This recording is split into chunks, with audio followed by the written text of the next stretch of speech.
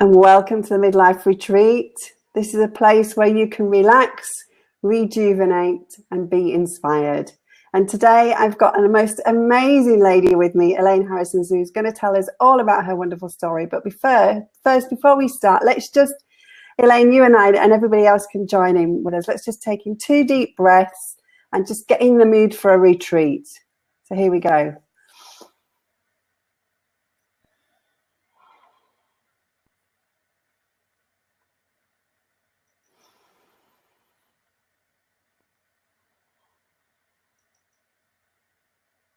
Oh, I do like that. It's definitely the best part of the week. I keep saying that every week, but it still is the best part of the week. So it's really, really good. Just a few housekeeping rules. We've got somebody who's joined us on air. Let me see who's joined us. We've got Vanessa with us. Vanessa knows the housekeeping rules, but just say hi in the chat. If you've got any questions, leave them in the chat because we're not using the big orange button below. It means I've got to scroll the screen anyway, so I tend to forget about it. And let's keep a conversation going. If you've got anything you want to ask Elaine or any comments you want to make, do so in the chat. That would be fabulous. And let me introduce you to Elaine. So excuse me while I read. So Elaine is an author of Today is the Day You Change Your Life. I just love that title. She's also a coach and a publicist. She has worked with senior executives and top teams internationally. Her passion is helping people to discover who they really are, what they would really love to be doing, and encouraging them to uncover the wealth of inner resources they have to get them where they wish to be.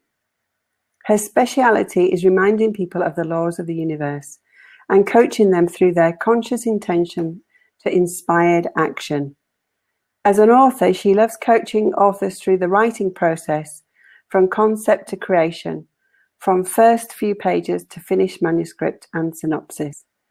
Elaine's latest project began as a book for children, but is growing into so much more. And with the help of her young son, she is seeding an international movement to help children reclaim their power. Welcome, Elaine. I'm so pleased to have you with us. Now, I've been fortunate because I've heard your passion twice already. And I've got goose pimples again thinking about it. I'm so excited that you're going to share a little bit about it today again with the Midlife Retreat. But before we do, just tell us a little bit about your background. Have you always been a person of word? Have you always loved writing things? Hi, and thank you for having me here. It's wonderful to be here. Yes, I have. And I was reminded the other day talking to my mum about a teacher at school who, when I was 7 or 8, we couldn't remember, said, oh, one day her words will be in print. And I remember my mum said my dad made some joke about, well, let's hope that's not some bad newspaper story that's going to come out. And I do remember that teacher. Sadly, we couldn't remember her name, but I remember how she encouraged me with my imagination and my writing.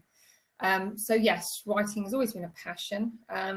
It led me into journalism, which led me into magazine work. I became an assistant editor, a managing editor, was a publishing director for a company.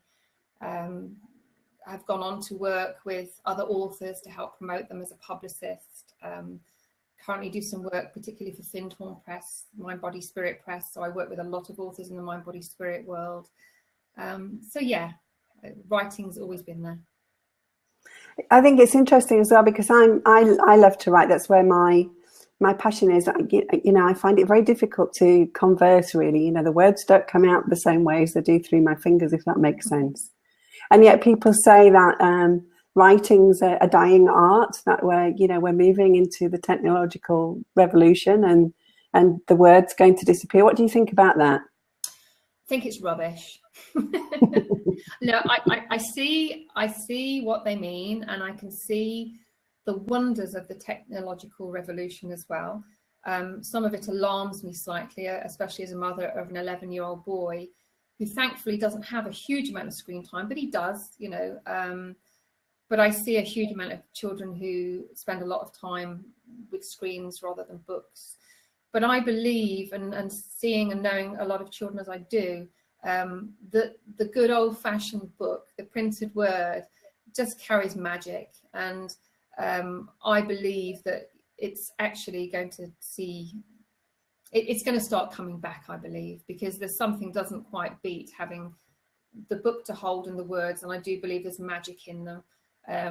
So yeah, let's start. I think that's yeah, I like that idea. I like the start of, it's a re-revolution, isn't it, in many respects. Yeah, I think it's difficult for kids at the minute, you know, and I'm going to ask you this question because you've got an 11-year-old. You know, how difficult is it for them to cope with, you know, the schooling system that we have at the minute, and also with technology, because they're so different. They're like two parallel worlds. You know, how do they cope?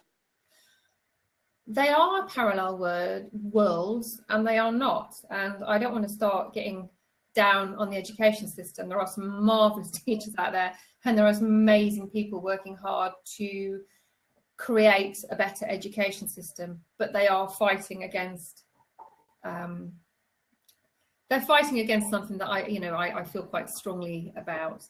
And what saddens me in some ways is that the technological revolution is already, it's in the schools. I mean, you know, there are times when my son will feed back to me something that's happened in a class, and it has involved them watching an educational one, but a YouTube video, you know, or, you know, that they have, yeah, you know, technology is a big part of their daily classroom activity. And I can see why that has to be, because the world that they are in and the world that they're going to move into as young adults and work in, they need to be technologically savvy. But sometimes I'm slightly alarmed by the distance from what I call the real world that happens sometimes when they go into their classrooms. Not all of them. I'll try not to get on that soapbox. Well, I think we're going to have to invite you back and get you on that soapbox. This is something that I'm very passionate about as well. And it's something that I've brought up in the past. I think if my two boys now are 20 and 23, so I'm past the education era, but you know, obviously in the future, grandchildren and one thing and another. But you know, education to me is outdated, and it's time for it to move forward. So yeah, let's have you back and talk about that another time. Sorry, if I can just say a tiny little bit more about that. I have a very strong feeling that, you know, well, all children are special and all children have gifts, and it really doesn't matter what that gift is. What I mean is that, you know, I have no judgment on what that gift is. They all have gifts, and they're all here for a purpose. And what I see often happens in the education system is this desire to, you know, get them to go down a particular path and to mold them. And, you know, it's not up to us adults to mold children. I often think of it a bit like if you took a seed, a tomato seed, and planted it, and then as it starts growing, you go, actually, I wanted it to be an apple tree, you know, so I'll force it to grow this way. And it's like, no, it's a tomato seed, and it will grow tomatoes, you know, and every child is like that. Every child is a unique seed. And I think it's our job as parents, and it's the job of the education system to love them, to nourish them, to care about them, to keep them safe, to open their eyes to possibilities, but actually, like that seed in that pot, to give it the conditions it needs in order to grow into what it is. So if it's a tomato seed, it may need to be like mine in the greenhouse at the end of the garden. You know, if it's an acorn, it probably needs to be out in the woods. And to me, I'm really passionate about that. It's like they're all seeds, and it's our job to plant them, water the soil, give them the conditions they need to grow, and then, as much as possible, hands off. I love that idea, and I love that analogy. You know, as you were saying that, I was thinking of the Chinese who put boxes around their watermelons to make them square, which is a similar thing as well. You know, the fact that you've allowed this beautiful plant to grow, and then you're still constraining it. You put in a box or something around it to stop it being what it's supposed to be. So, rather like bonsai trees. Yes. It's interesting because as a child, I was shown some bonsai trees, and a part of me saw the beauty of them because I love trees. I was like, whoa, there's these amazing, beautiful miniature trees. And another part of me felt really sad for the trees because, you know, well, that tree belongs out there and it deserves to be huge and have birds in its branches. And so, yeah. Exactly. So tell us a little bit more about your passion with your 11-year-old son and what you're building around the laws of the universe. Come on, just spit it out, because the world's got to know this story. Okay. Okay, where to start? I'm writing a book. I'm writing a children's book, and it's a fun, hip, cool children's book that I believe children will love. And that's well in process.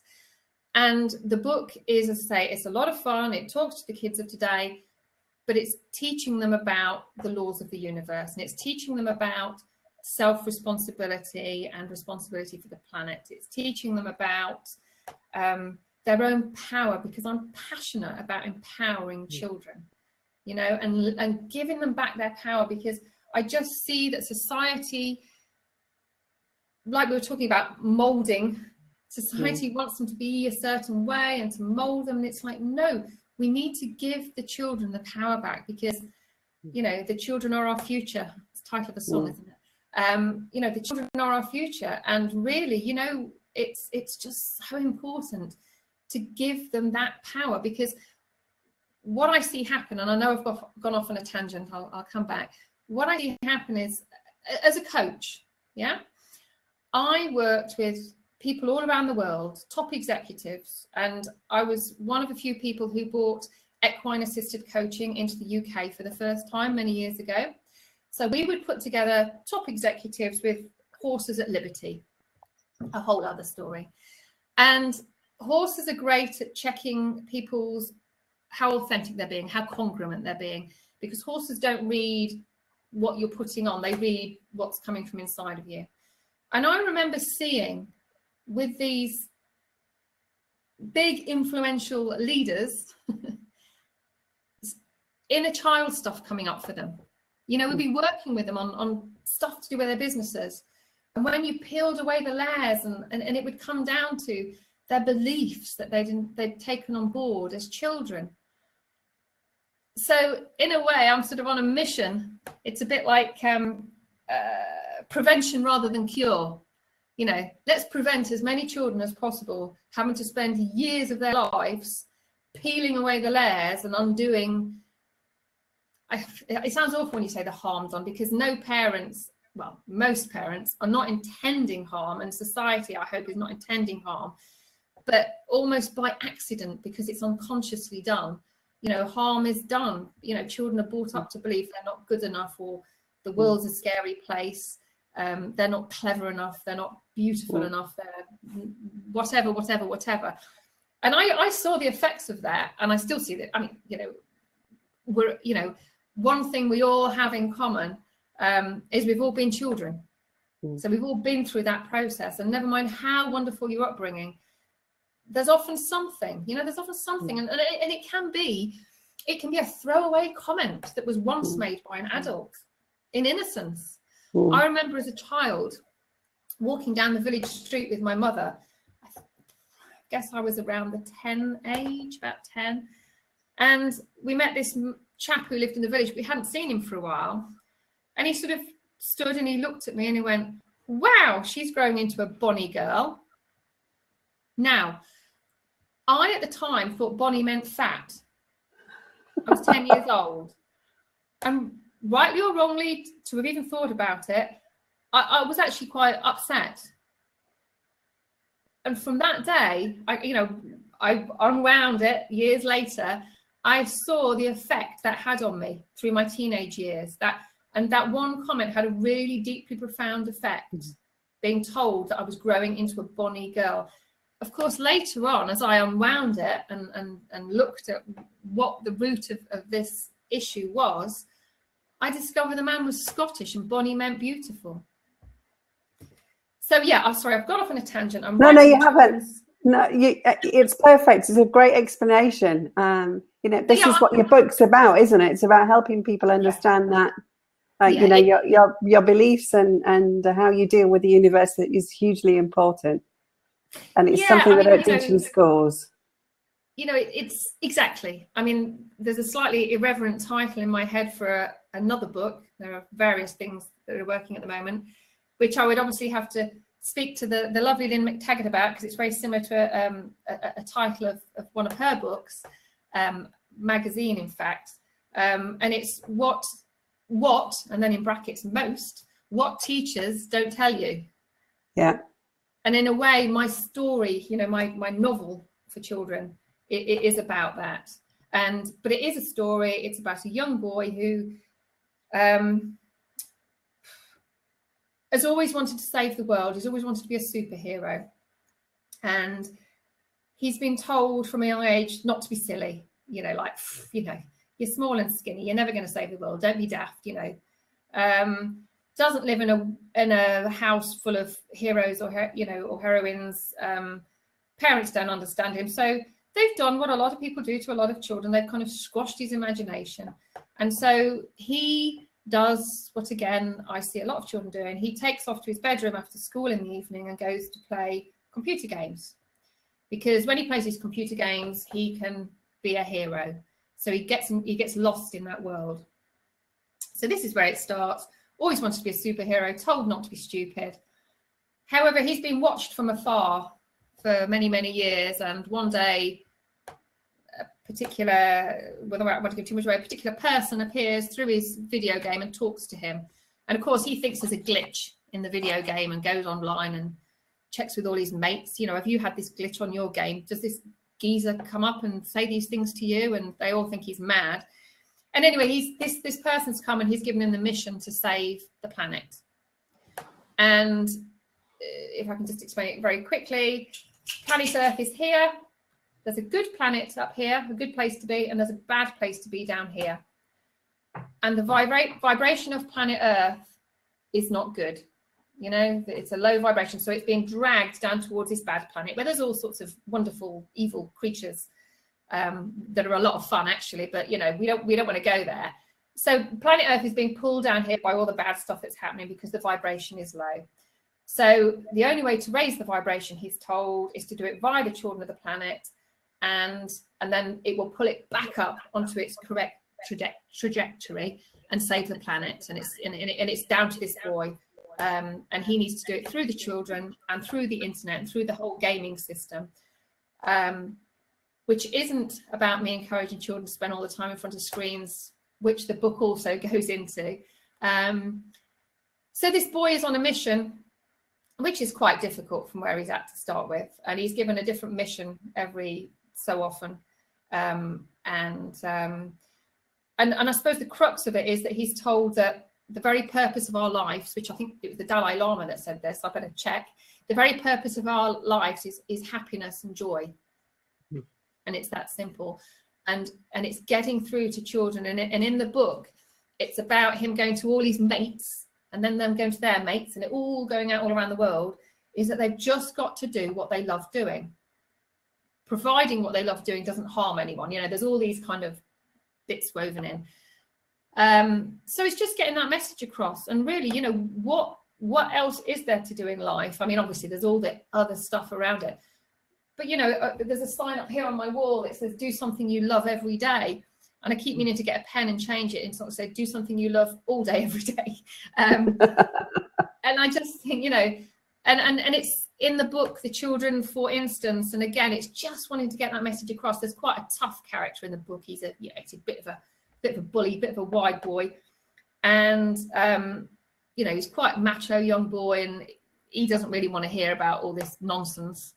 But when he eventually gets it, and in order to play his part realizes he's got to do something he loves, what he secretly loves but he wouldn't dare tell anybody is knitting, because his gran taught him to knit once, and he secretly knits.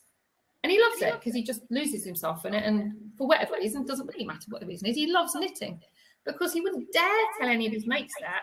But eventually he has to come out as a knitter, because if he doesn't knit, he doesn't raise his vibration. He's not doing what he really loves doing, which is about creating things. So there's all sorts of fun, daft things in there. And just, you know, just wanting to get across to kids, you know, it really doesn't matter what all the others think. If you're doing what you love, and then it's about how the children that are doing what they love attract more friends, and on and on. And the interesting thing when you told the story, because you told this story, I think the first time I heard it was in a silver tent. You told us a little bit about the fact that, you know, although you're writing this story, you've got great help, haven't you, from your 11-year-old and all his friends as well. Oh yeah, I mean, yeah, my son Joe is just a tremendous help, and I talk through the book with him, and he's come up with amazing ideas, and he's working on with me with the projects around the book as well.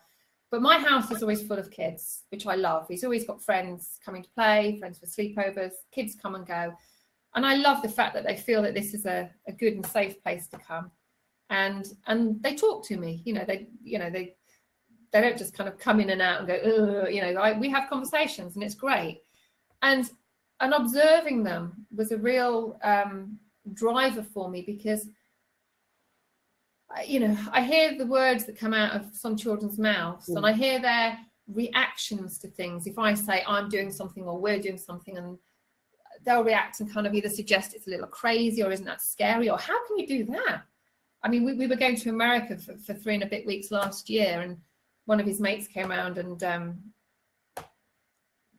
he and his family couldn't afford to do that. I mean, that just is as it is. And he said to Joe, "Where are you going?" And Joe said, "Oh, we're going to America for 3 and a bit weeks." And he's going, "Whoa, how is that even possible?" So from that came this discussion about, well, the fact that all things are possible, and that well, I could never do that. My mum and dad couldn't afford to. I said, well, maybe you can't now, but in the future. And we talked about different ways how things can happen, and it's not always about it being really expensive anyway. But yeah, I also hear things come out of these little adults' mouths, and think, wow, I can hear the trajectory that your life is on if you continue with those beliefs. And it's not for me to to go and sit them all down, I gently talk around these subjects, but no, I feel that I can spend a short moment of time, as I'm sure any adult can, with a child, listen to them talk, ask them about their life, how it is, what's school like, what are their dreams, and you kind of can just see where they're headed. And if they're headed there with joy in their heart and a skip in their step, then fantastic. But quite often the words that are coming out their mouths are the words of their parents, which were the words of their parents, which were the words of their parents, and on and on and on. And again, there can be some power in that handing down, but I just want people to become conscious of what's handed down, and to be aware that they have choices. Because obviously, if we all just took on everything that was handed down to us, nothing would ever evolve, nothing would ever change. Yeah, you're right. That's definitely true. And another thing, talking about evolution, is this started off as a book project, and now you've got visions for, go on, tell us all sorts of other wonderful things as well. Well, yeah, I mean, for a start, my book is going to be a movie, and I say that with total conviction, which is another one of the things that I want to get over to the kids, because I'm a great believer in the law of attraction and manifesting and believing. And one of my daily practices is I've got a book, and it's my as if book, and I write a page a day as if something has happened. So I've written a page a day many times as if, and it's the day that my son and I are going to be to the movie premiere of my book, and we're going to be walking down the red carpet, and I live that every time I write it, and my belief is that it's actually already happened. It's already happened somewhere else in another vibration, and I've just got to shift my vibration to meet it and do the work that is that co-creation inspires in me, because obviously none of this stuff works if we just sit and think about it. We have to take the inspired action. So yeah, there's a movie, but there's a whole kind of umbrella organization that I'm working on now with some amazing people. At the moment, it's called the High Vibe, which is a kind of play on the idea of the high five. the high five, can't say it anymore, the high five, the high vibe, and the sort of the next line is that it's a non-secret society for kids wanting to change their worlds. And it's a bit fancy words at the moment, but it's non-secret because unfortunately when we say secret, we immediately go to the film and the book The Secret, which was phenomenal. I mean, fantastic.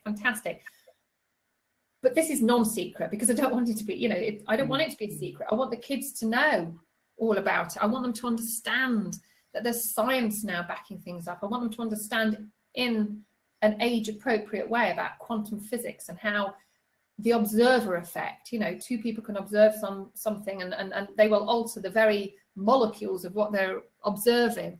I want them to understand that, ESP is real, that we have an electromagnetic field around our bodies and it can be measured, that we have a so-called second brain in our heart, which has a larger electromagnetic field than any other part of the body. So feeling and choosing and living from the heart is so powerful. So all this stuff that schools don't teach. So my idea is to start, which I'm working on with my son, because I want to talk to children. Children watch a lot of YouTube videos. He's uber excited, even though he's going to be doing it with his mum, which I thought might be very uncool, but he's okay. We're going to start a YouTube channel. And it's about, the high vibe club and just getting the message out there. And I want to, I've got a huge vision. It's about creating community. It's about kids linking with other kids around the world.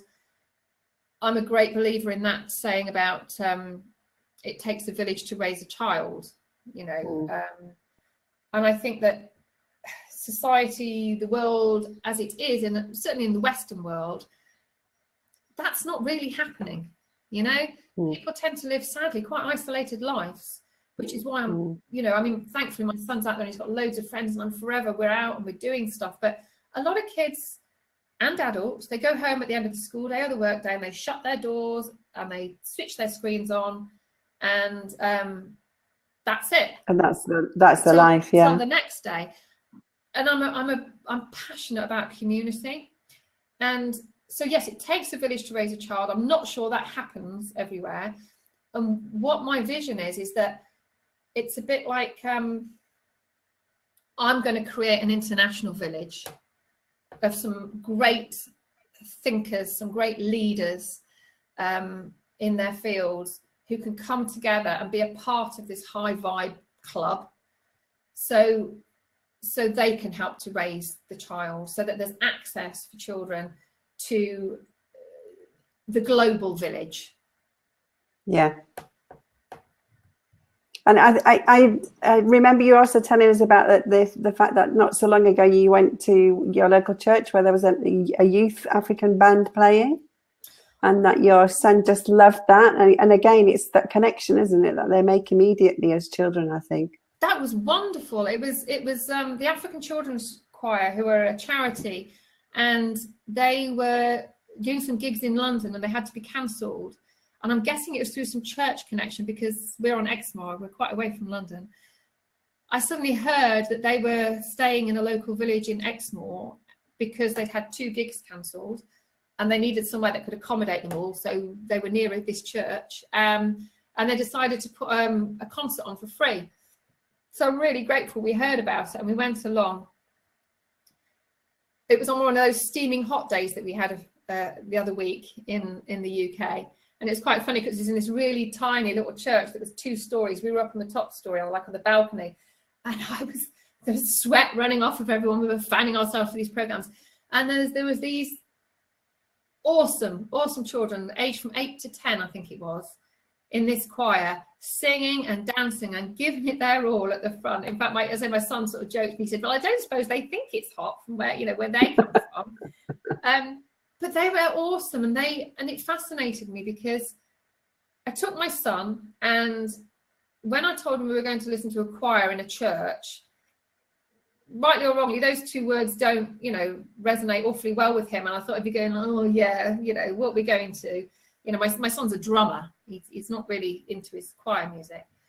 But But anyway, he said, yeah, sounds interesting, we'll go. And I was thinking, oh, I wonder if we're going to get halfway through and I'll say, you know, can we go now? And from the minute they started, he was fixated, fascinated. And halfway through, he turned around to me and said, Mum, can we go and work with this choir? Can we go and help the children in Africa? Can we go to Africa for a year? And there was two things. One is there was a number of children in the audience, and watching the connection between them and the children, again, just like made me think, oh my goodness, you know, there's this beautiful web to be weaved around the world, connecting all these children up and all the things they can learn from one another. And, you know, they've immediately got a connection because they're children. Now, that sadly is not the case with adults, is it? You don't just walk into a room and go, oh, we've all immediately got a connection because we're adults. So I want to harness that. So that was the one thing. And the other thing that went through my mind when Joe said, can we go to Africa for a year? Is I, in my mind, went, yeah, that's a possibility. And it's something I'd love to do. There's a whole lot of practicalities around that, of course. But it was interesting because I said to Joe, that's not impossible. It is something we could look into doing. I don't know when we could do it, but it is a possibility, you know. And I immediately reflected, as I said that, with no disrespect to my mum and dad, love them dearly, and they are amazing, still are amazing parents. But I'm sure that if I'd listened to an African choir when I was 11 and turned to my mum and said, Mum, can we go and work with children in Africa? I would have possibly been told not to be silly, and we couldn't afford that. Do you think money grows on trees? And what do you think your dad will do for his job for a year? And you can't come out of school for a year. And there's the difference in the thinking. And it's not about right and wrong. That's, you know, it's about different. And it's about saying to the child, it's a possibility, exactly. And I think it's a wonderful word. You know, that you have the choice and you have the possibility. I think it's great. I had another question for you, and I know you touched on it a little bit just before we went live. But where do you get all these ideas from?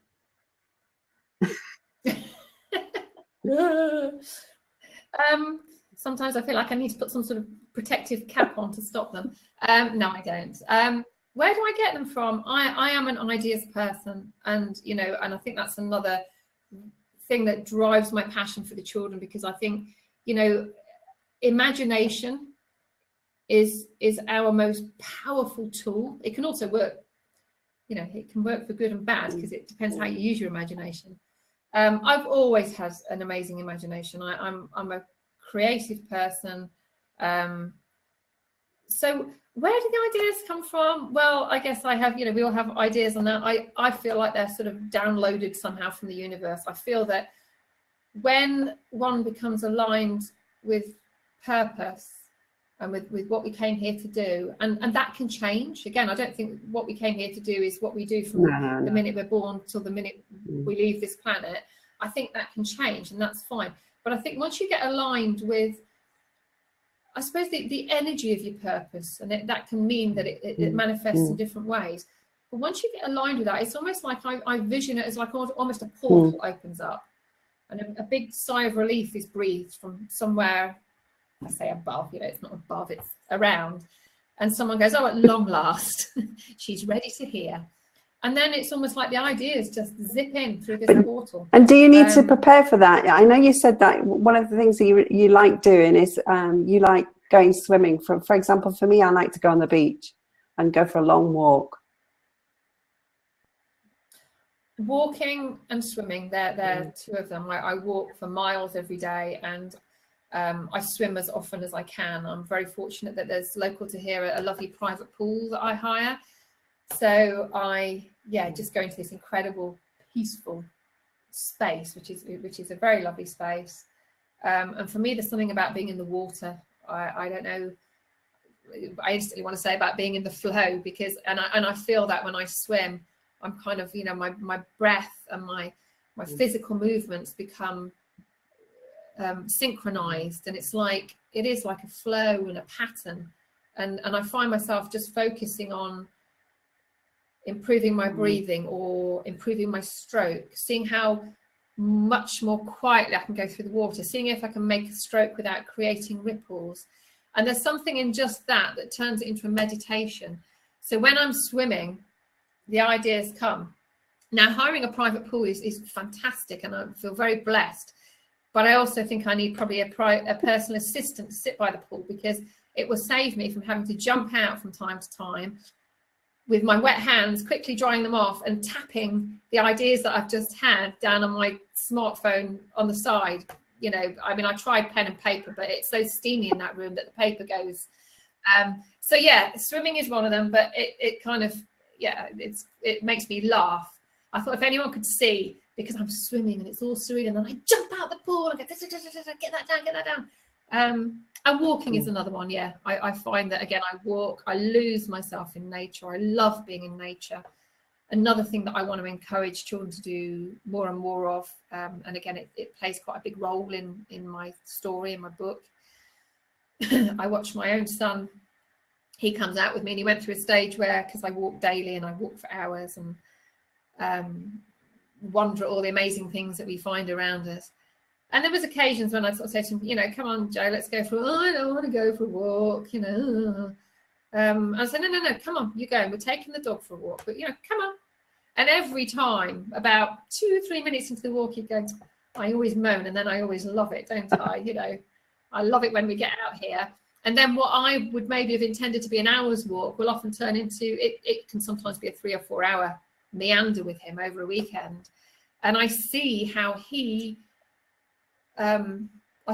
nature and the wildness feeds him, and he just comes back and with this sort of, it's like a soothed soul.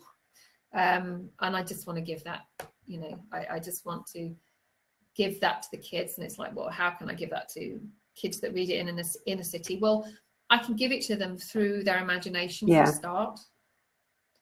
I mean, as a child, I read a huge amount of books, and what I'm passionate about a lot of things. I love movies. I love watching movies, which is why my book is going to be a movie, because I think it speaks to people in a different way, you know, through that different medium.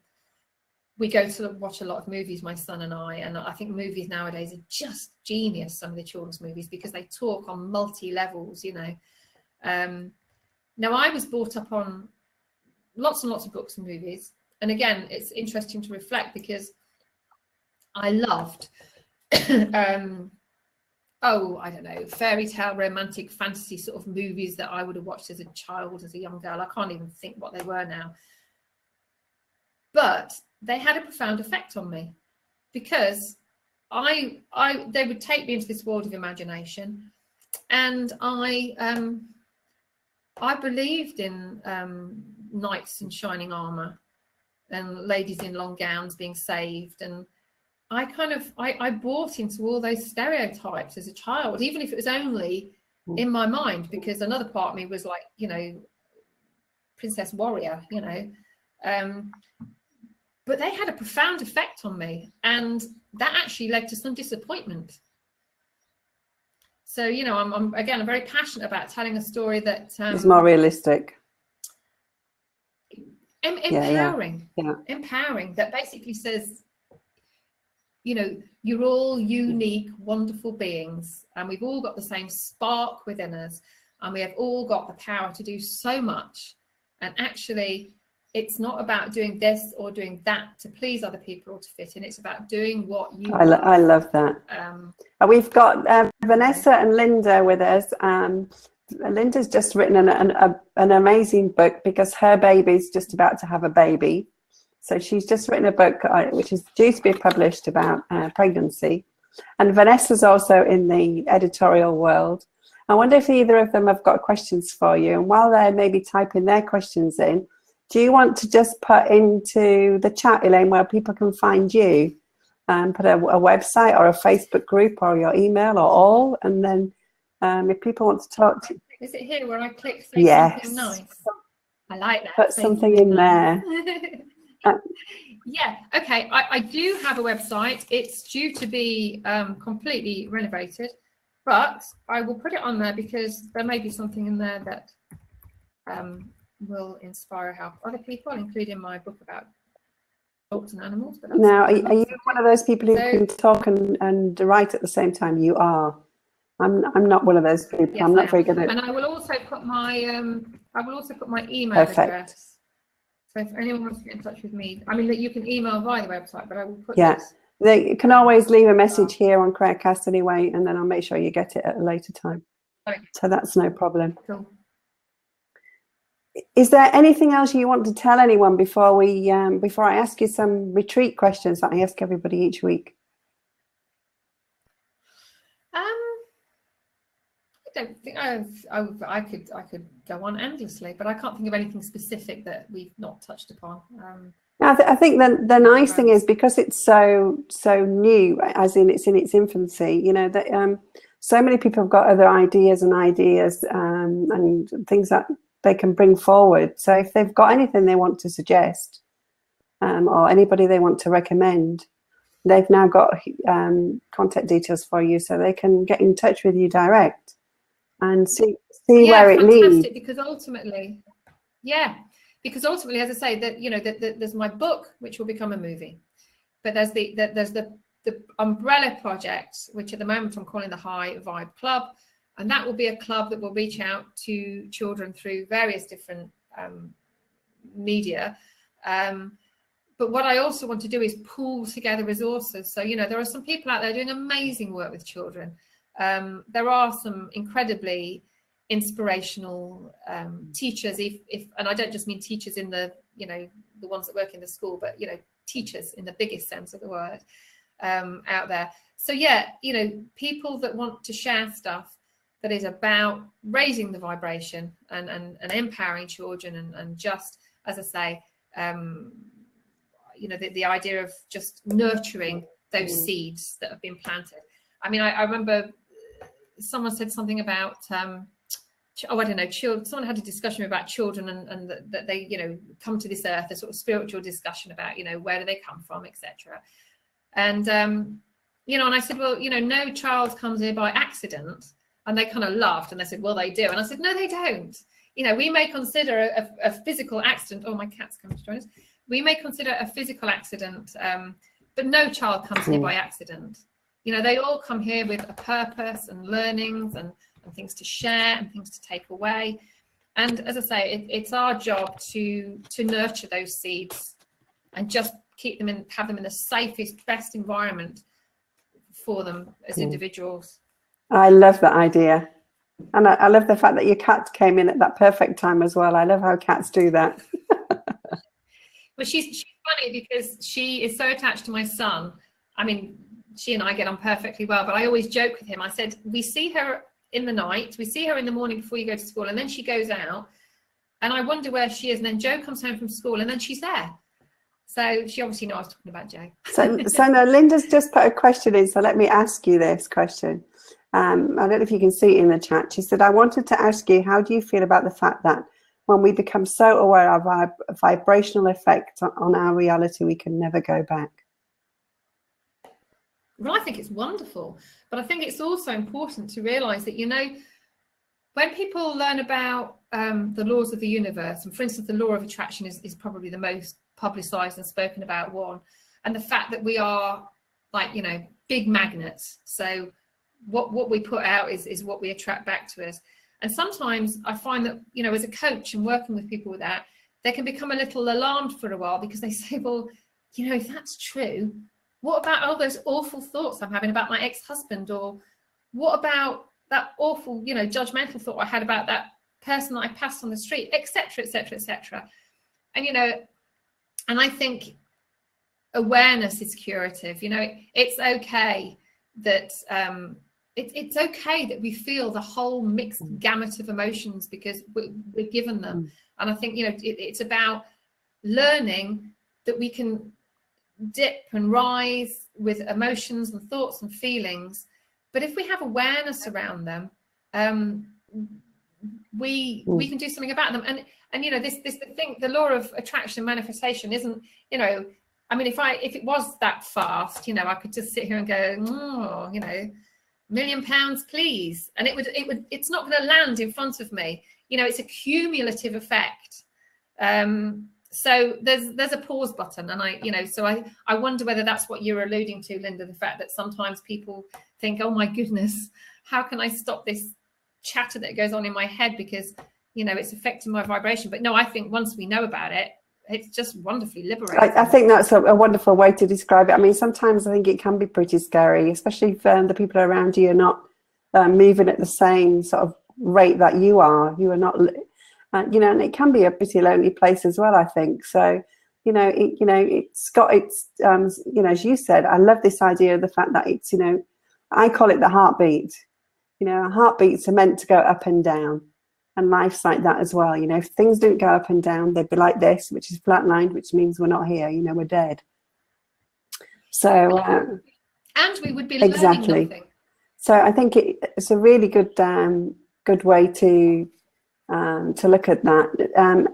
Linda says, unfortunately, she's lost the connection, and I apologise for that. I'm here today in Zanzibar. We've just had a huge storm, so my Wi-Fi again is not very good. But what I can recommend, Linda, is that you just pick up the replay later and you'll be able to hear what Elaine said. Basically, she just said she thinks it's really exciting and really good. Elaine, I want to ask you some questions before we go, because we're coming up to 50 minutes already. I can't believe it's gone so quick. So these are the questions I ask my guests every week. They're just to do with being on a retreat. And it says, what is the one thing that stresses you about holidays? Just a one-word answer.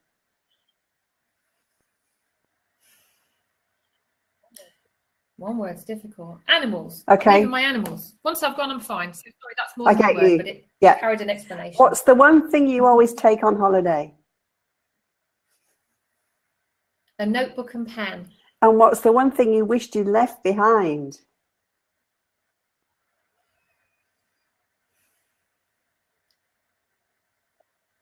Some thoughts. Okay, that's a nice one. That's a new one. What's the one thing you need to ditch right now, either mental or physical?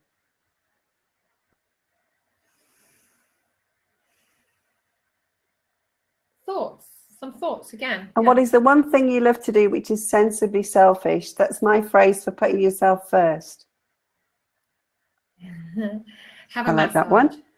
And what's the worst advice you were ever given at midlife? And you're allowed to say more than one word for that.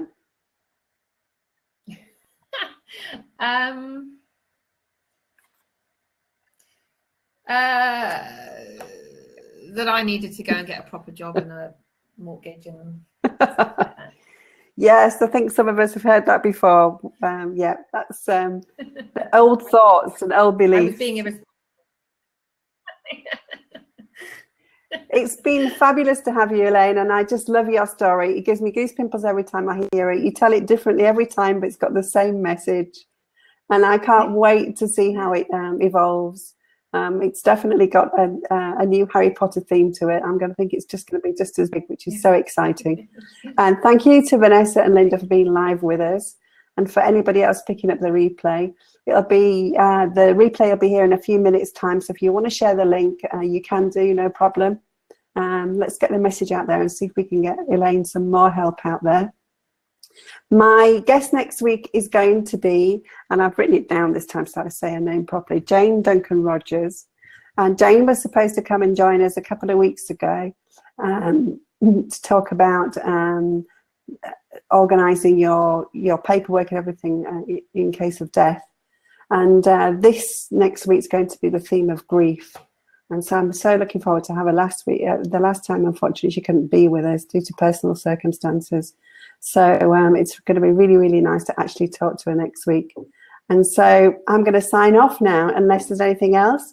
Vanessa says she's heard it all okay. Linda says it's all very exciting. And Elaine said, thank you. So pleased to have you with us. And we'll speak to you soon, Elaine. Take care, everybody. See you next week at the Midlife Retreat. Thank you so much. Bye.